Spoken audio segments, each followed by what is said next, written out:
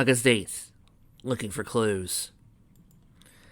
The rain had barely stopped hours ago before a legion of law enforcement officials from every part of the Carolot Metro arrived at the location of the crime. At least 50 marked cruiser, a CPD SWAT van, a CPD bomb squad van, and emergency vehicles and ambulances from the ECFD were on the scene. Looking completely haggard, Firefly walked over to Shining Badge, who also looked like he'd seen better days. "Okay, fire's out on the floors 1 through 3, she said, and you're cleared to go in. No idea how many more floors are down there, or how many more fires and explosives are present. We're trying to use foam on whatever we come across, but needless to say, my folks are a little worried about the number of explosive devices we found. You sure there's something you are telling me, Special Brads?" Baz looked at her with the gaze of a man who already lost too much.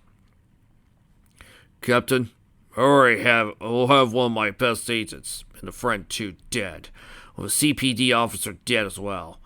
I have another one of my agents down, and a third dealing with the fact that he was here and being the thin blue line between putting this down and letting it all spin out of control. Now, I sympathize with your situation, Captain, but all I can say to you is to put those fires out and let ELD take care of the rest, alright?" Firefly, her face covered in acid smoke, and her blue hair looking greasy from sweat, nodded. "Yeah, I gotcha. Fucking world we live in, I swear." "We survived a hurricane, Captain Firefly. That's a plus in my book. Now, if you excuse me, I need to debrief my agent on the scene." Giving a nod of his head, he wanted to pass the legions of heavily armed officers on the site, towards where a bunch of paramedics were set up, and in the middle of them, being checked out with shining armor, who looked exhausted, but otherwise holding up. "How are you holding up, Armor?" "One of my closest friends on the force is dead," Sonny said in a dull voice. "Mel didn't deserve that shit. Any of it. Neither did Hardy. And Sandy should be here, not getting shipped off to Cantor Chen." He shook his head. "Meanwhile, I put down 2 guys who can't tell us jack shit. We're no closer to figuring out what the hell happened here." Baz looked at the paramedics. "May I step away for a second? Bureau business." The paramedics nodded, stepped away to give the 2 privacy. "Now, I know it wasn't supposed to happen this way, but your friend found a siren base. A fucking siren base right here in the forest, where no one expected them. I mean, look. Hidden base, highly advanced installation in the middle of Everfree, right by the road. That's some kind of G.I. Joe crap that nobody expected. She uncovered that, and she's a hero for that." "Yeah, tell that to our kids. Man, I mean, who's going to tell Sales Pitts, that's her husband, there are kids that Mommy's not coming home? I mean, fuck! I don't know what I mean." "Yeah, I have to talk to the head of the Bureau office in Seattle this afternoon so he can pay condolences to Hardy's ex-husband and daughter. There ain't going to be any easier, I can assure you. Well, I can assure you, Shining, is that you did your job out there, and there are some officers that owe you their lives for taking charge when it counts. Don't forget that." Before Shining Armor could answer, a dark-skinned man approached them both and said, "He's right. You did your job, Officer Armor. You should be proud of yourself." The man had a big but fake smile on his face, and the look in his golden eyes and gray light red hair somehow set off Baz's hackles.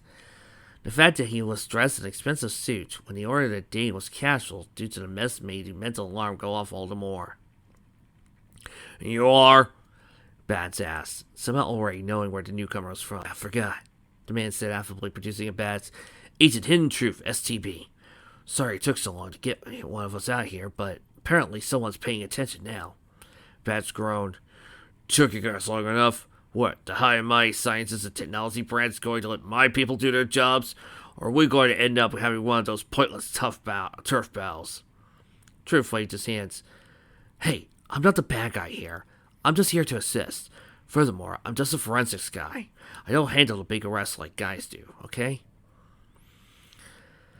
"Look, that's nice and all, but I'm standing on a pile of corpses that include military personnel from another country. Personnel that, if I recall, are supposed to exist, as well as looks like mercs. Oh yes, don't get me to forget the 2 cops that lost their lives here, and the agent I have in the hospital now." "Yeah, sorry about that. Apparently, several folks from the CIA are in front of Congress trying to explain why they were covering for whatever the Canadians are doing. But as I understand it, whatever line there is just got crossed in a major way. And we've been given whatever go-ahead there is to shut this shit down. Got some confirmation from the OTI and DDI with permission to pass everything that they know onto you guys. Look, it's nice that you know your vowels and consonants, Shining said, his sarcasm thick. But you might want to speak in plain English for the people who can't connect the dots. Understandable. Look, I'll meet you guys in your conference room at 8:30, then we can talk. I think you might be interested to find out what we know. Now, if you excuse me, I think I need to talk to the forensics folks and see what I can get. Nothing more to add. Hidden Troops then headed into the investigation site. The look on his face as passive as he seemed overall. Bachelor just sighing. Look, you had a hard day, so go get some rest. Check on Sandalwood and all that. Meet back up at 8:30. The senior lawman sighed. Looks like we put a million years in that statement. I need to get back to the office and perform some duties I never wanted to, but I've done all too often. Shining nodded. Understood. Meanwhile, the morning came, and with it parents who were more than a little concerned about their daughters. Velvet briefly wondered how the others had found out, but soon realized it had been Posey who had passed on the information over the course of the night. Neither she nor Height were happy about that, but she had to admit, if the situation had been reversed, she likely would have done the same. Moreover, seeing the potential for crisis, apparently Posey thought she could defuse the situation by sending over her quite literal rock star husband to help. It was apparently a good thing that in person, Discord was nothing like his stage persona.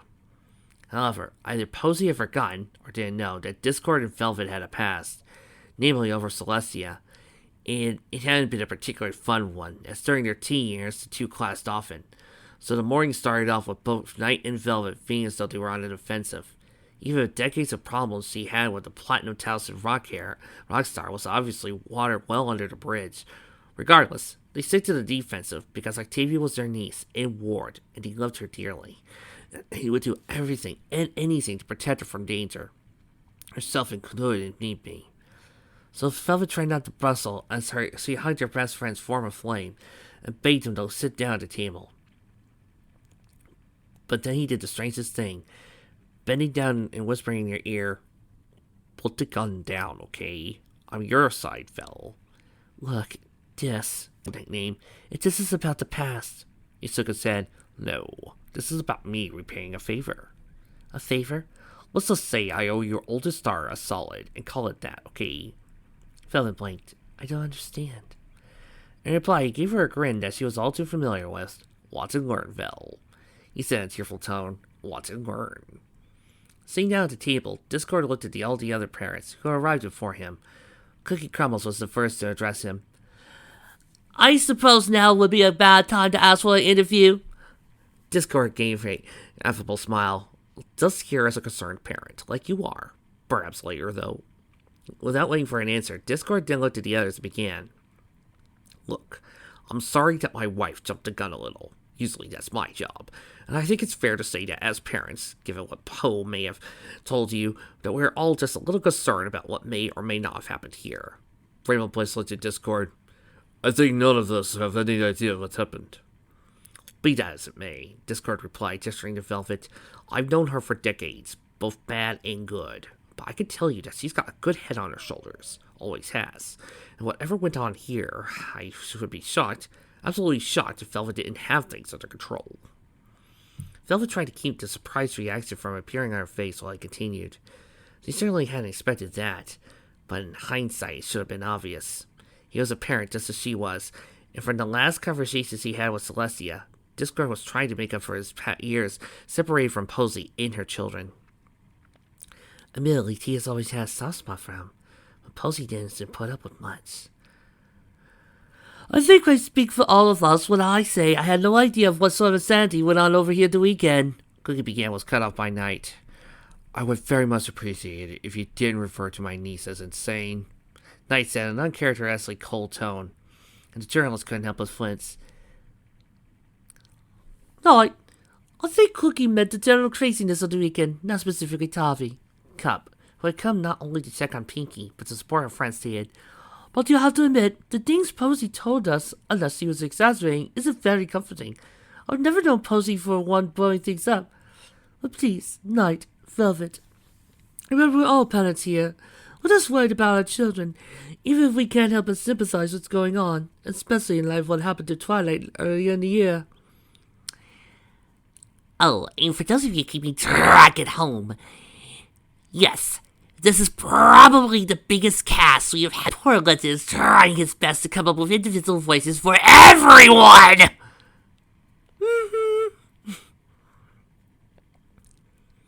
Plus, well, you know me, Discard said, suppose living morality warning label or not, I hate seeing people suffer. I'm the one who's supposed to cause chaos. Well, at least so far as my record contract goes. But that's my stage image, not me. And I know Poe's already said this, but we'll do everything we can.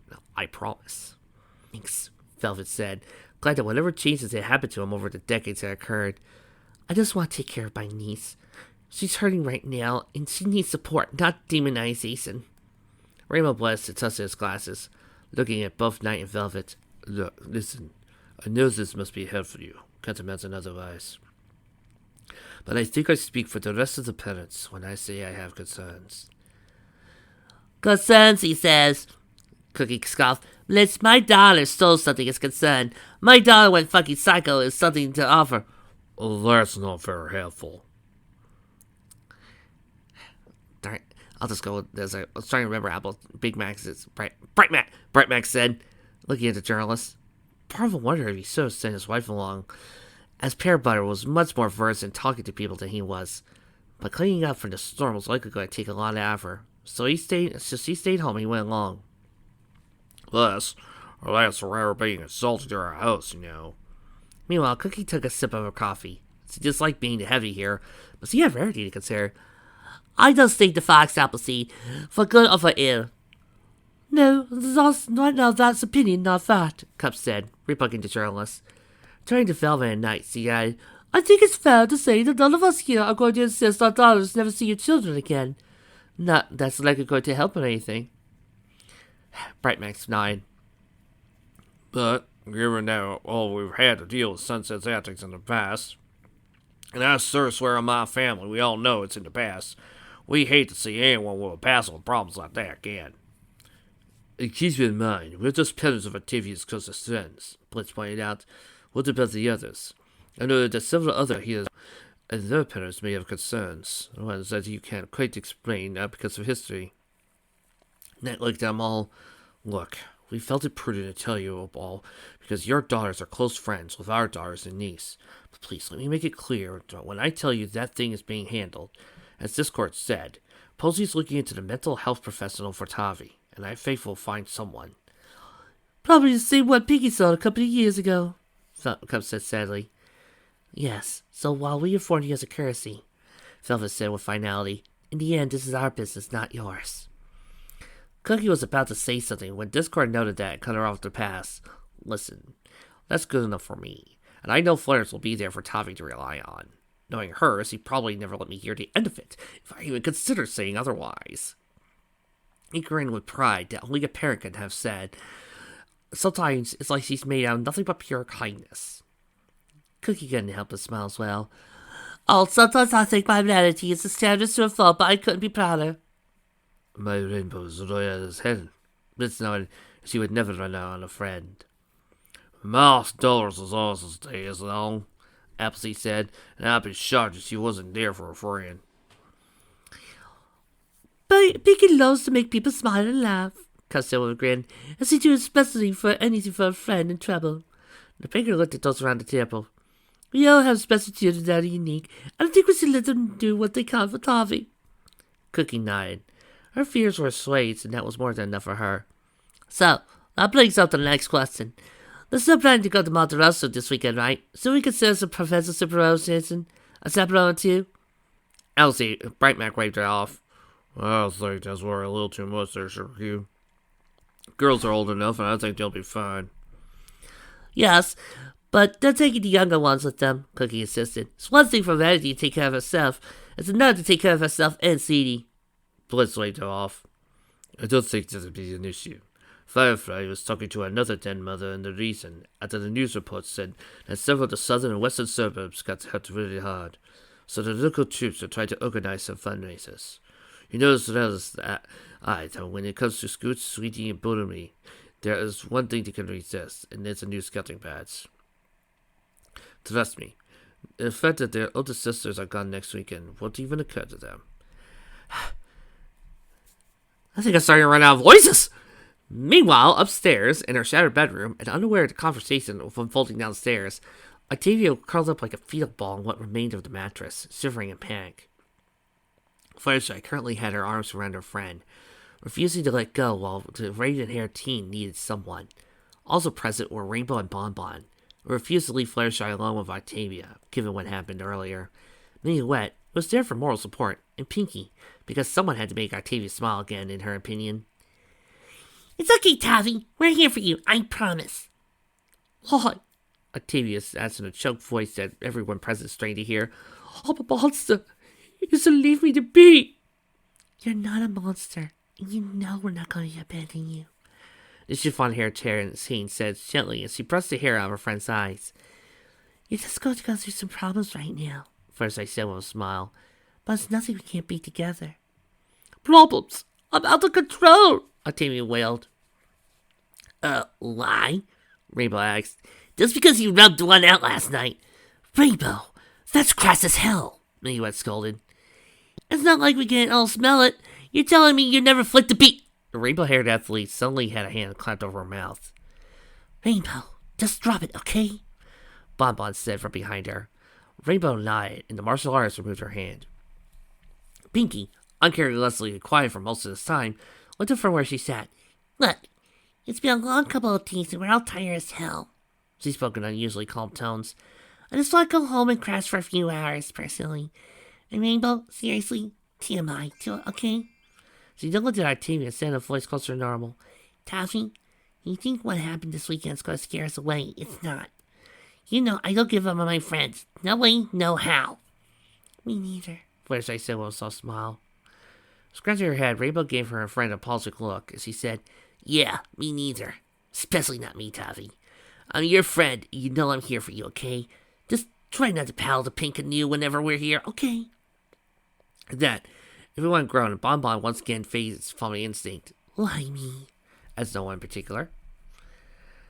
Shining got home, exhausted. Hey, I'm home, he said in a dull voice. Right now, he needed some sleep, and maybe visit Sandoval in the hospital before going back to attend that meet. No further words were said as he felt himself slam to the floor unexpectedly. Instincts were about to kick in when he felt drops on his face. He looked up at Cadence, looking over him and crying. Shining! You didn't have to!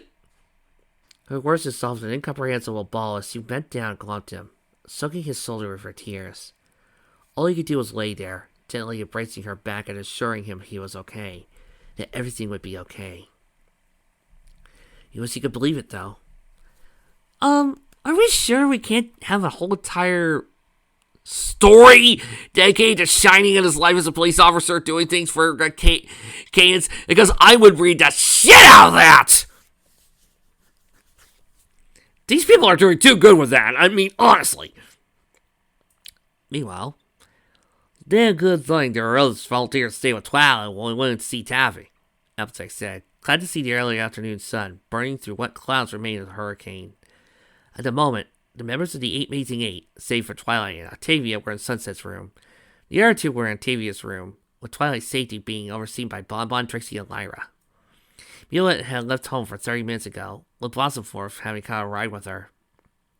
A small ball of flame appeared in Sunset's hand as she sat on the bed. Look, as long as I keep this spell up, nobody will have any reason to disturb us. As it is, your parents did say you could stay until the end of the day. First I nodded. I think that's just because Dad wanted to get the interview with Verity's mom done before she keeps pestering him. Rarity exhaled a slight annoyance. Okay, I know my mother can be somewhat dogged when it comes to chasing down a story, but seriously, darlings, aren't all Genesis? I wouldn't know, Sunset replied. I'm still permabanned for being on the school newspaper after I turned into a gossip rag. Yeah, well, Gabby Gums is a stupid reporter name anyway. Rainbow huffed, though the way to make it clear is he wasn't offended. Sunset laughed.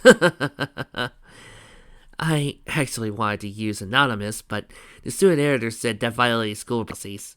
The flame-haired girl said, "Anyway, enough of that. I think we need to talk about the upcoming trip." I got the snacks taken care of, Pinky announced at maximum volume. Everyone in the room winced and shook their heads, as if bands had temporary ringing in their ears. I'm sorry, you do, Pinky dear, but could you do that at a less, effeminate volume? Rarity asked. Sorry. Sunset quickly cast another spell, and everyone looked relieved as the ringing went away. Had to learn that one when I was a filly. Just don't ask, okay? Anyway, I'll go over the stuff with Twilight later tonight. But I'll make sure we talk amongst ourselves to make sure we do everything we can to make Tavi feel at home. It's been, well, I'm not gonna lie, it's been a rough weekend for us all. But more so for Twilight, given it was her birthday that got ruined. And Tavi probably thinks we hate her or walking on eggshells around her. Look, Sonny, I don't know what the fuck went on. I ain't magical or anything like you are, Rainbow said. But she's my friend, okay? I did run out on you when you were learning how to be, well, the you are now. But there's no way of bailing on Tavi. I promise I'd be there for her, and I will, okay? Fluttershy insisted. Besides, someone has to bring the music to the camping trip, right? That's like you care of that, Sir Q, Applejack asked. And Fluttershy's response was that to a blush. I'm thinking about taking Dad up on his suggestion to go to music instead of veterinary work. Well, that's great, Flares, Pinky said, leaping up from where she sat to go over and tackle the chiffon-haired girl. That's seriously wonderful Fluttershy idea, but I hope this doesn't turn out to be a repeat of the whole modeling affair, Rarity commented. Modeling affair? Sunset asked. Yes. Late in our 8th grade year, before we graduated, I designed some clothing, but I wasn't sure about how to look. Fluttershy offered to wear it and caught the eye of an art designer at the way. That was before they went out of business and were replaced with Liberty House. But that was another thing in tiny ideas. Anyway, the Broadways thought the rights for the designs for me, and Fluttershy had to model them for their spring catalog. But somehow the images leaked out, and Fluttershy was bombarded with tons of requests to model for teen fashion designers. It got so bad that Dr. Posey had to put her foot down. But the damage had been done, Fluttershy sighed. Same to you, Fluttershy. You're such a good looks and really do you credit, you know. Fluttershy blushed this once more, but said, No, I think I'm a lot more confident about it now than I was back then. Besides, I suggest I just let myself flow into music. Not be focusing on my playing and not specifically on me, right? Guys, weren't we talking about the camping trip? Applejack here insected. Yes, we're gonna have s'mores, and churros, and campfire cakes, and... Okay, Pinky, that's enough, Sunset said with a smile. Look, I just want to make sure you guys are still in. Sully, I'll be a liar if I didn't think that all of us are in here for the long haul, Applejack said with a smile. Are part of us, just like you are, and free to stick together. Yes, well said, Applejack, Rarity said with a nod. Friendship, Pinky teared. I'm in, Fluttershy answered. The answer, Rainbow replied. Thanks, you guys. Sunset said with a wide, emotional smile. It means a lot to me. Now I'm sure you guys probably want to get home so your parents can harangue you about your weekend. Oh, no need, Pinky said with a grin. I think I'm still here. Yeah, and apparently Dad and your mom went to high school together, Fluttershy added. So they're going to be catching up on all times. Plus, since we're here, I think Dad wants to check out the lot at the end of the street where he's going to build a new house. Wow, so your mom and Discord went to school together? Think they did the thing? Rainbow asked. I'm too young for a headache, Sunset groaned. Meanwhile, elsewhere, Sandalwood finished musting on her bacon double cheeseburger. Hey, well, thanks for sneaking that in, you two. No way in hell am I going to eat the hospital slab while I'm here. Keith rolled her eyes and giggled, while Hearts of Flare shook her head. Yeah, maybe the broken state of your legs will mess the one in your head. Seriously, what were you thinking? Look, I was just trying to cover Shanna's back, okay? Sandalwood suddenly realized what she said could be easily misconstrued. Looked away before she blushed. You are so lucky he's using the bathroom right now, Heart said, crossing her arms. Look, Sandy, Keith began. No, Katie. I've been around the bush too many times, okay? Look at Sandalwood's face suddenly grew wistful. No, you know me. I'm not that kind of woman. My thought was to protect the fell cop first. Then whatever next, I promise. You can't hide this forever, you know. Hearts told her old friend. Yes, I can, and I will. Sandalwood insisted. The smile crossed the bear hearts. Just like when Lemony had a thing for Buck before Katie here shot him down. Al managed. I said that Lemony married Buck. Hearts insisted. Unless you got some time machine in. Hearts, that's enough. Keynes interrupted. Sandy's already hurrying enough as is, okay? So he then turned to Brunette. But Sandy, you can't just keep doing this to yourself forever. It's not that I don't trust you, but I don't want you to hurt yourself forever. Why can't you just let go? Why can't I just let go, you sigh? Sandalwood's purple eyes narrowed briefly. Well, do you know why I can't let go? Because the day you and I were going to ask him how you did, when I couldn't build up the courage. So I stayed silent, played uninterested. But I can't do this anymore, Katie. I don't want to do this anymore. I don't have a choice. What you and he have is special. And even if I had some magical ability to disguise myself like you, brainwash it, and did that, Nelson, I don't think I could. What you and he have, nothing's ever going to break it apart. Yeah, well, you're doing a great job of passive progressive not doing it, idiot, Art snapped. You know, it's a good thing I've known you since first grade, or you'd be breathing through a straw, Sandalwood snarled. Okay, that's enough, you two, Keynes interjected again, moving in between the two. This was all settled years ago, or so I hoped. Sandy, I don't know what I could say to make it better, but I hope you'll be able to move on. Hearts, give her a break, okay? Shiny might be dead right now if it hadn't been for what Sandy did. Yeah, point made. No promises, Sandalwood added. Believe me, I did the BUQ bunny thing.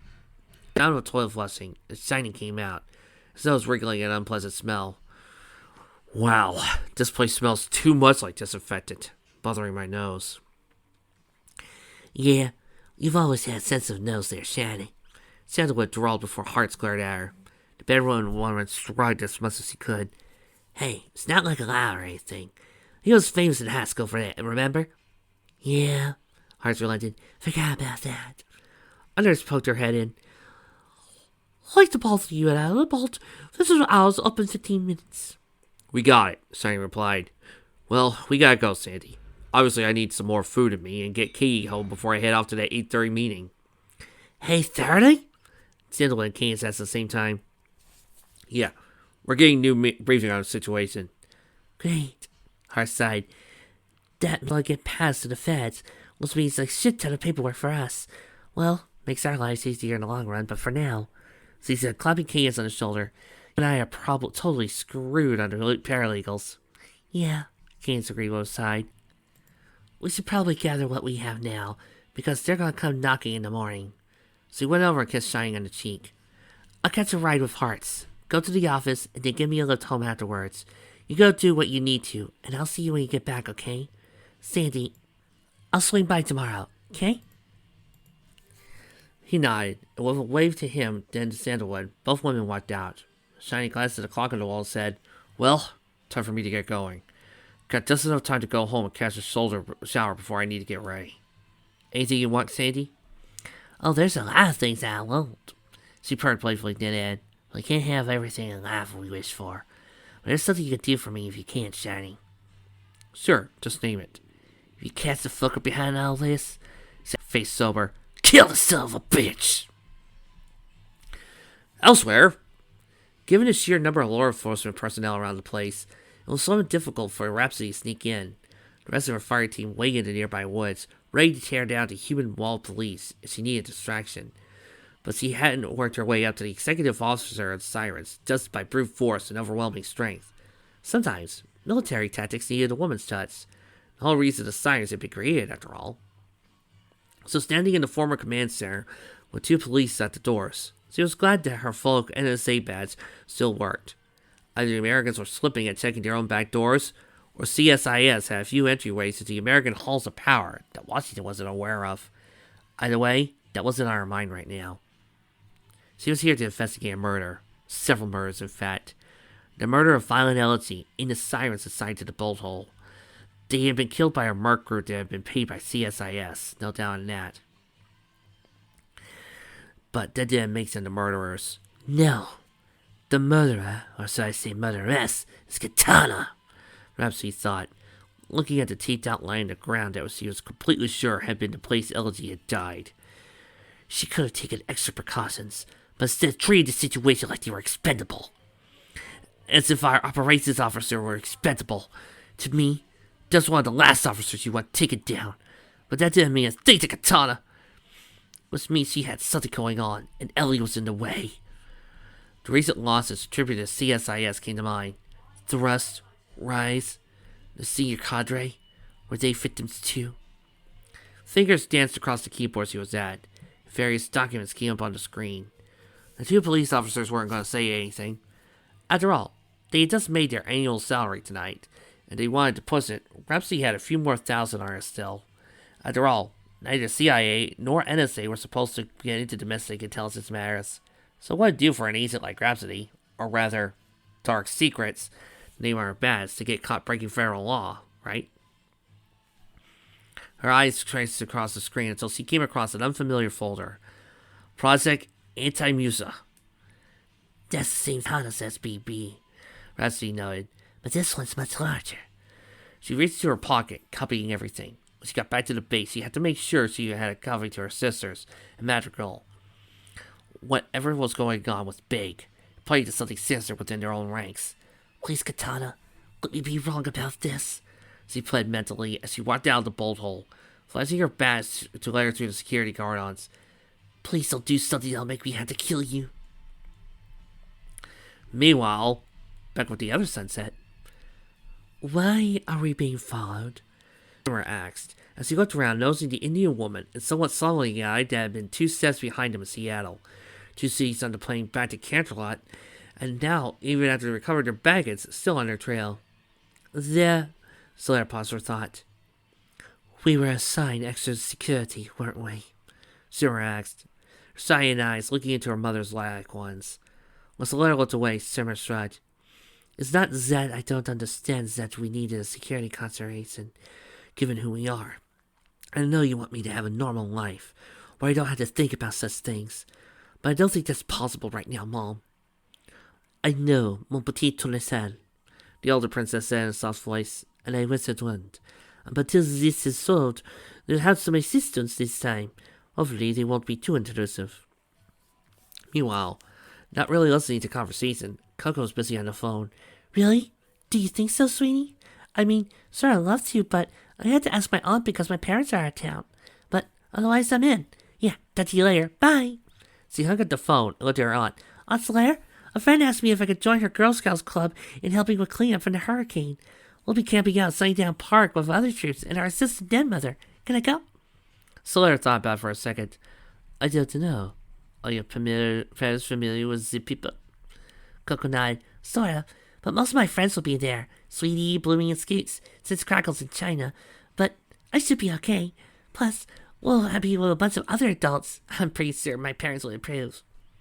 Well, is that okay with it normally? Then I doubt it. So I turned to Simmer. Is that something that sounds like you'd be interested in? Simmer shook her head. Unfortunately, school started up this month, so I need to get back to my curriculum. I think I have a test coming up this week, since we're not leaving until the end of the month. That still gives me plenty of time to catch up with my cousin. She reached over and put an arm around Coco, saying, If you're going to have fun, we'll still have time to make it up, okay? The younger girl grinned. Sure. Walking the street distance between the trio, Safan Masala looked at Zephyr Breeze. Okay, I have a hotel set up closest I could get is about 10 minutes away from my destiny. Zephyr shrugged. Whatever works. I don't really care. Funny though, never realized it until now. The older girl reminds me of my little sister. Stefan glared at him. So now you're skirtailing teammates? He shrugged. Hey, I might be a curse, but not that much. No, I was just thinking my kid sister back in Atlanta. I think she graduates high school this year. Wait, you have a sister? Saffron gasped. Zephyr shook his head. Yeah, the niece Felicity.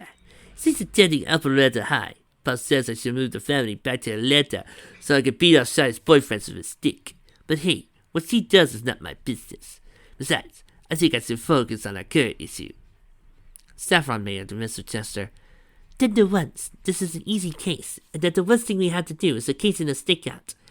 I guarantee whoever's behind this, the Frenchies will catch them and ask us to drop the case by the end of the week. You think so? I know so. Meanwhile, the coffin opened up, and with dead eyes, Tennis Mask looked at Sunset. She lay in the coffin, looking at Sunset with accusing eyes. I died because you couldn't protect me. I'm sorry, Sunset replied. I know you were against me. The whole school was once, but that's no excuse. Mask clawed her way out into the open burial plot and stood before Sunset with lifeless features, looking like Death's embrace had come accuse the flame-haired girl in person. Will you die for me?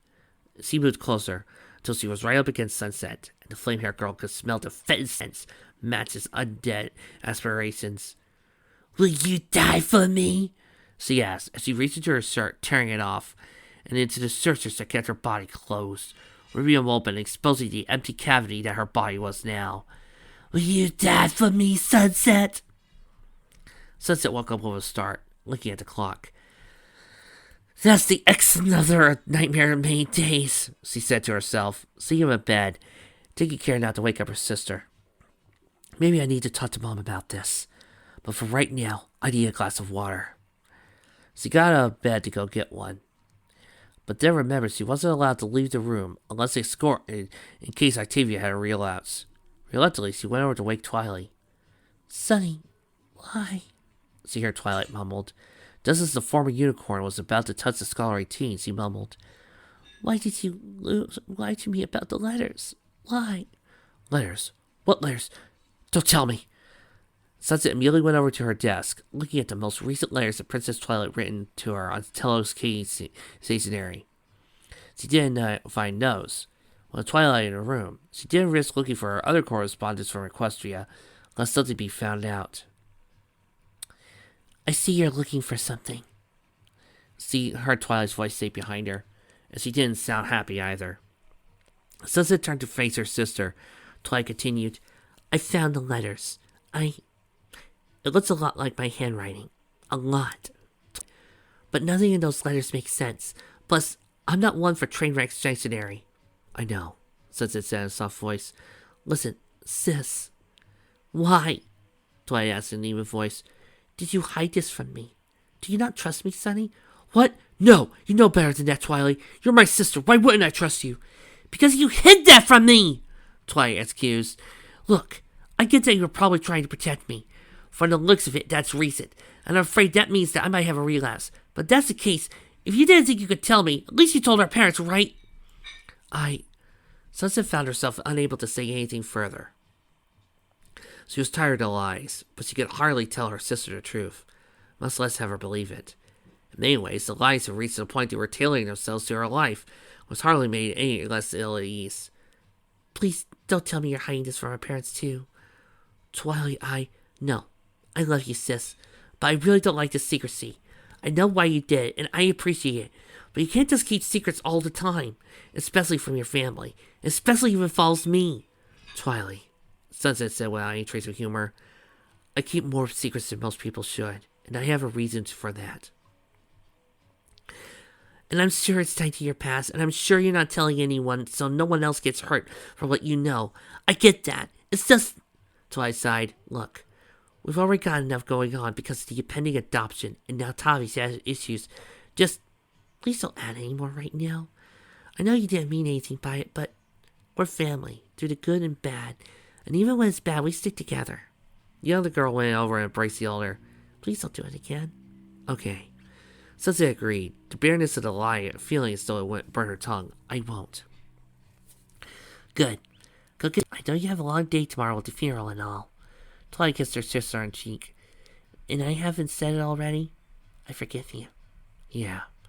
Sunset murmured, climbing back into the sheets and forcing herself to go back to sleep. To walk away until the morning.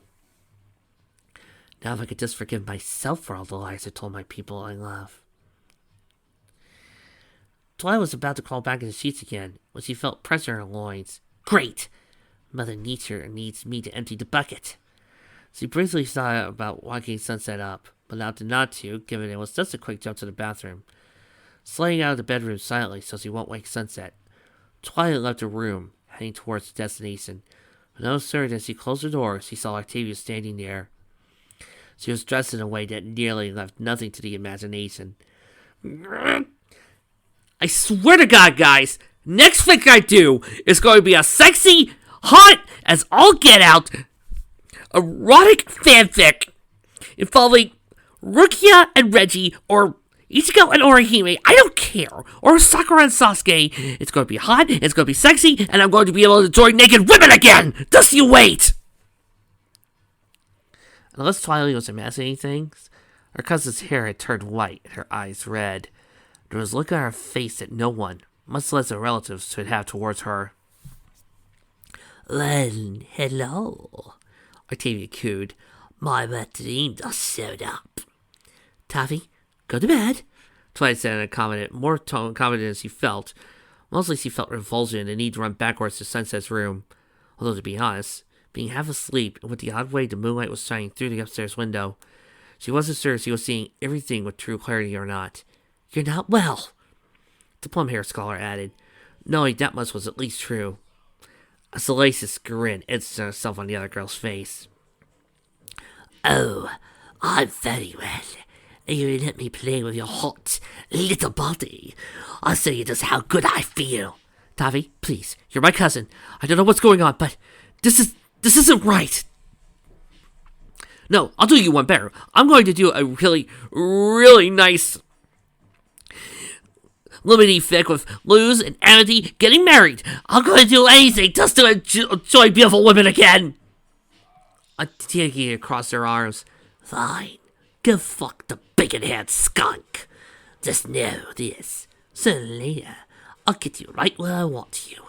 And I'll make you beg to never let me go. There you go. Octavia turned around and added, just know that you're more familiar with my body than hers. Just as he was about to open the door, she finished up with, oh, don't be so quick to trust your all-loving sister. She lied to you about the letter. What else is he going to lie to you? To us? Not waiting to answer, Octavia returned to her room. Twilight didn't sleep well that night, merely because for the first time in a while, she slept by herself.